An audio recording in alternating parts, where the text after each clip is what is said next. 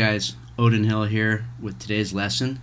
The topic is rounding answers to a specified number of significant figures. The objective: by the end of this short lesson you should be able to round your answers to a specified number of significant figures.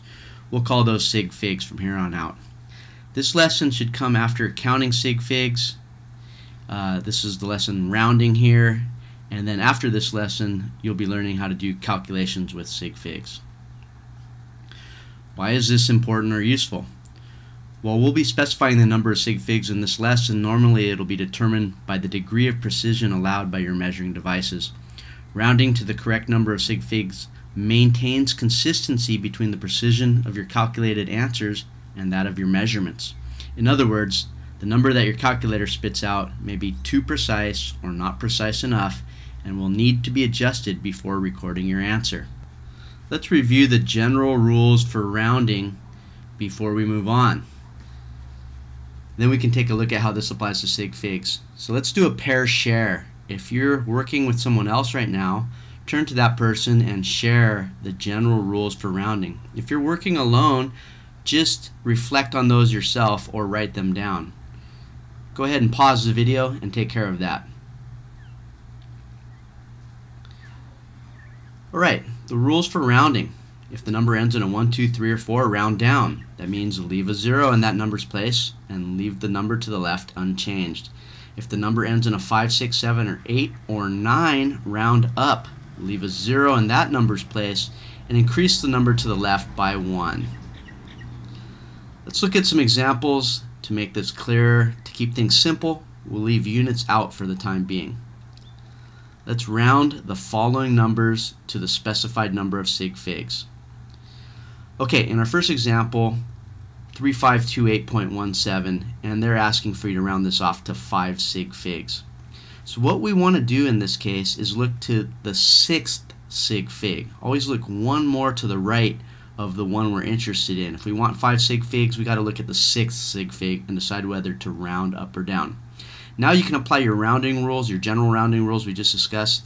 This is a 7, so 7s get rounded up. Once we do that, the number to the left will now change to a 2, and so we'll record this as 3528.2. And here we have 5 sig figs. Go ahead and count them. 1, 2, 3, 4, 5. Let's look at another example. Let's go ahead and take this number and round off to 4 sig figs. Alright, in order to round this number to 4 sig figs, we need to look at the 5th sig fig. Always look one more to the right, or in other words, one more degree of precision. In this case, the number is a 2, so applying our rounding rules, we'll round down. That will leave the following: 3, 5, 2, 8. The 2 has turned into a 0, which we'll ignore following our sig fig rules, counting sig fig rules, and now you can see we have a number with 4 sig figs. 1, 2, 3, 4. Let's look at another example. Let's go ahead and round 3528 down to 3 sig figs. Again, we want to look to the 4th sig fig if we're being asked to round to 3 sig figs. The 4th sig fig in this case is an 8. Applying our general rounding rules, we'll round up. That'll change the number to the left, the 2, into a 3, and the 8 will become a 0. So here we go: 3, 5, 3, 0. Okay, there we have 3 sig figs. 1, 2, 3. The 4th sig fig digit here is not significant. It is merely a placeholder. Let's do another example. Let's go ahead and round 3530 off to 2 sig figs. In order to do this, we need to look to the 3rd significant figure, which is a 3. In this case, 3's get rounded down, and so our resulting answer will be 3500.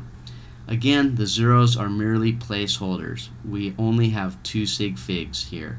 Review your counting sig figs if you're a little unclear on that. Last example. Let's go ahead and round 3500 off to 1 sig fig. In order to do that, we need to look to the 2nd sig fig. In this case, it's a 5. 5's get rounded up.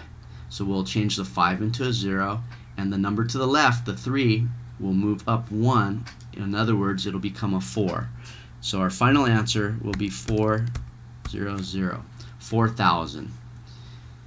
Again, the zeros are only placeholders. This number has only one significant figure, the 4. Let's see if you guys are getting this with a formative assessment. Here's the formative assessment. Let's have you round the following number to 3 sig figs. Go ahead and pause the video to do that, and then start the video up when you want to see the answer. Okay, so you've started the video back. Let's have a look at the answer here. Since we're only asked to round this off to 3 sig figs, we want to look to the 4th sig fig, which in this case is an 8. So in order to answer this question, we'll go ahead and change the 8 to a 0, and the 1 to the left gets moved up 1. So in this case, it'll be 4580.